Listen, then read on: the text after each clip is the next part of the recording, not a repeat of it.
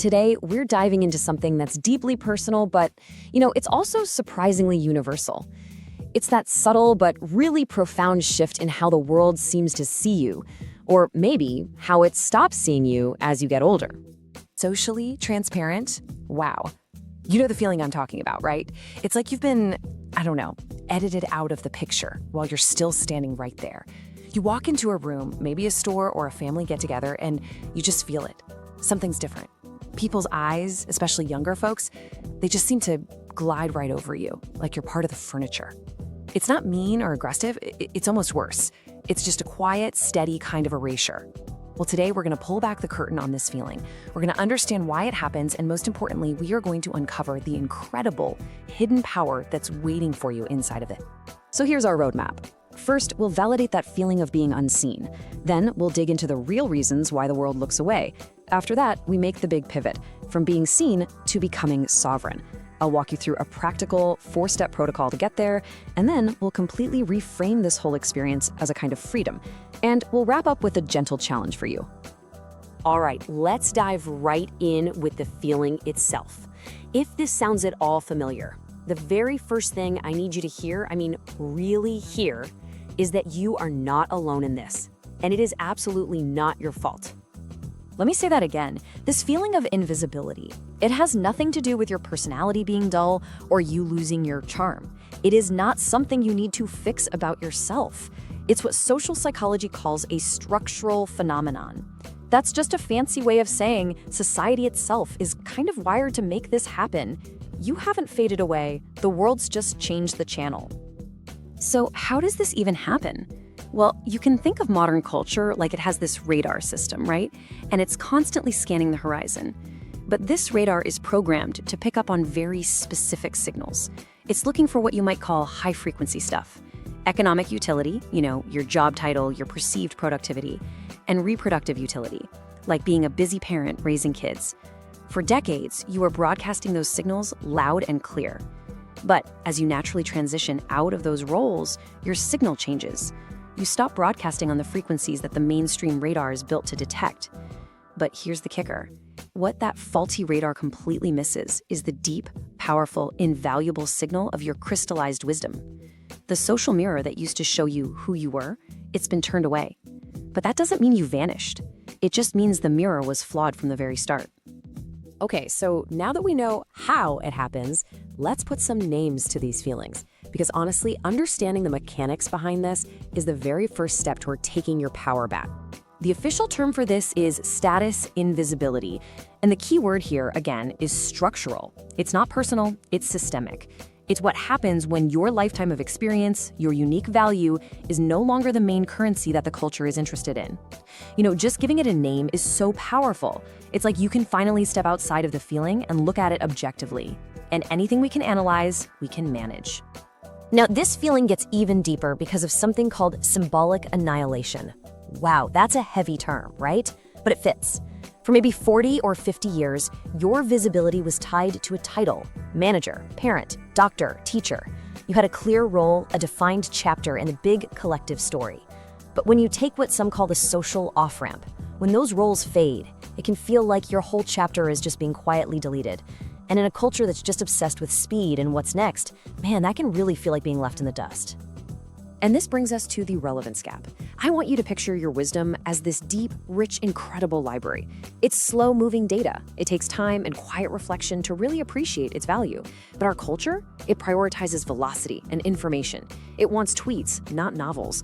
It's looking for fast, bite-sized, new. And that creates this gap, this disconnect, where your incredible depth gets overlooked in the frantic search for the next shiny thing. But listen, you're not irrelevant. You're just speaking a different, deeper, more profound language. Now, here's what's happening inside your head during all of this, and it's pretty fascinating. Our brains are ancient. They're wired for tribal life, where being seen by the tribe meant survival. So the withdrawal of that tribal gaze, the attention of your community, your primal brain literally interprets that as a threat to your status. It can trigger a real physical stress response. It makes you feel like you're being erased. And this is the big pivot, this is not a life sentence. In fact, it's a massive neurological opportunity. It's a chance to completely rewire where you get your validation from, to shift it from the chaotic outside world to your own steady, unshakable core. And that right there brings us to the real heart of our conversation today. We're done analyzing the problem. It's time to embrace the powerful, life-altering solution. This is the big shift, from needing to be seen to choosing to be sovereign. Just take a look at this contrast. On one hand, you've got this lifelong treadmill of being seen. It demands constant performance, right? It runs on a fear of becoming irrelevant. And it completely depends on other people, on a social audience to tell you you're okay. But now look at the other side. Being sovereign flips the whole script. It's about practicing radical self-validation. It offers the incredible freedom of real privacy. It's not about being relevant to them, it's about becoming absolutely essential to you. You're unwatched, and because of that, you are finally, truly unencumbered. Now, this next idea might just flip your whole perspective on its head. What if that social gaze you spent a lifetime chasing wasn't actually a prize? What if it was a cage? A form of monitoring and control that kept you performing, conforming, constantly worrying what everyone else thought. When you look at it that way, losing that gaze isn't a loss of value at all. It's a release. It's trading the shame of being ignored for the quiet, unbelievable luxury of total privacy. And the rewards for making this shift? They are so real. When you stop outsourcing your self-worth, your stress levels plummet. You find a deeper, more lasting sense of peace. Your light, your energy, it starts to come from an internal battery, not from trying to catch the fleeting reflections of someone else's approval. This is the ultimate upgrade. By letting go of the need to be relevant to a world that's moving too fast, you finally become absolutely essential to your own soul. And that is a foundation that nobody can ever shake. Okay, this all sounds amazing, right? But the big question is, how do we actually do it? How do we get there? Well, let's get practical. Let's break down the step-by-step framework for building this internal sovereignty. We're calling this the Sovereign Visibility Protocol. And I don't want you to think of these as just some nice self-help tips. Think of them as identity reconstruction drills. These are 4 concrete actions designed to help you rebuild your sense of self on a foundation that you and only you control. Step 1. This is where the fun begins. It's called intentional self-signaling. For years, you've probably dressed and acted with a subconscious awareness of an audience. Well, no more. Now you perform for an audience of one, you. Wear the bright orange scarf. Take up that silly hobby you've always thought about. Speak your mind with kindness, but with clarity. Do it all for your own aesthetic joy, not to blend in or worry about being age appropriate. That simple shift starts to rewire your brain to value your own feedback loop above all others. Next up, find your circles. Now, this is key. This is not about getting back on the main stage. It's about finding your own private theater where you are the star. Find your value niche. That could be a book club, a gardening group, a volunteer organization, a place where your deep wisdom isn't just tolerated, it's celebrated as a high-value asset. Meaningful visibility in a small, passionate circle is so much more powerful than being invisible in a crowd of 1,000 strangers. And a great way to do this? Intergenerational mentorship. When you share your map with younger people who are trying to find their way, that relevance gap we talked about, it just disappears. Okay, step 3. This one might feel a little weird at first, but stick with me, because this is a direct neurological intervention. It's the mirror work habit. Every single morning, I want you to look yourself in the eyes in the mirror and say out loud, I see you and your value is a fact, not an opinion. I know, it sounds a bit strange, but what you're doing is creating a direct counterattack to those cortisol spikes that come from feeling invisible.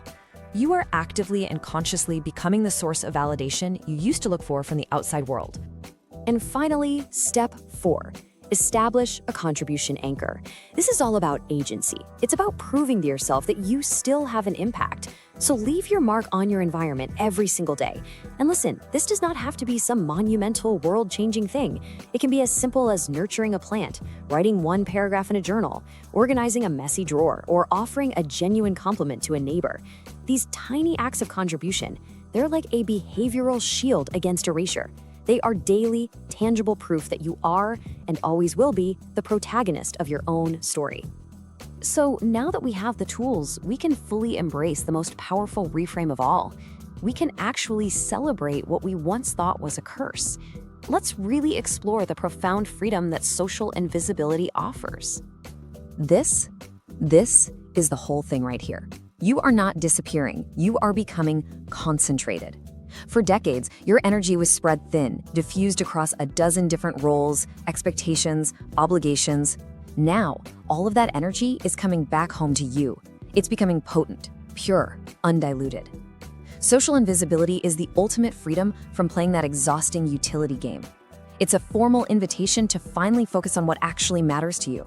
Think of it as a graduation. You've spent a lifetime as the performer and you played your roles beautifully. The worker, the parent, the citizen, those roles were necessary and so important. But now you are finally free to fully embody the person. You get to evolve from the worker to the master of depth. You get to graduate from parent to the boss of your own soul. You are the undisputed sovereign of your second act. And this is the wisdom for the long game. The world's attention is so fickle, isn't it? Fame, relevance, being seen, it's all like the weather. It's constantly changing and it's completely out of your control. But self-possession, that quiet, solid, unshakable ownership of your own value, that is eternal. That's the one thing that survives every trend, every social shift, every single time. All right, we've covered a lot of ground, and that brings us to our conclusion. I want to leave you with one final actionable thought to carry with you as you walk out of here today. So here is your gentle challenge for the next 24 hours. I want you to do one thing today, big or small, doesn't matter, specifically because nobody is watching. Maybe it's something you wanted to try but thought might look silly. Well, go do it. This isn't about doing something despite being unwatched. It's about using that lack of an audience as your superpower. It's a tiny act of rebellion against a lifetime of performance. It's about finding the quiet, amazing power that lives in the wings, far away from the stage. So the biggest takeaway from all of this is pretty simple. The world's eyes can be a distraction, but your own eyes, they are your destiny. If the world doesn't see you anymore, it just means you are finally wonderfully free from its judgment and its expectations. You are the sole manager of your own identity now. So please, see yourself, claim your value, and lead your life with the unwavering sovereignty that you have absolutely earned and that you 100% deserve.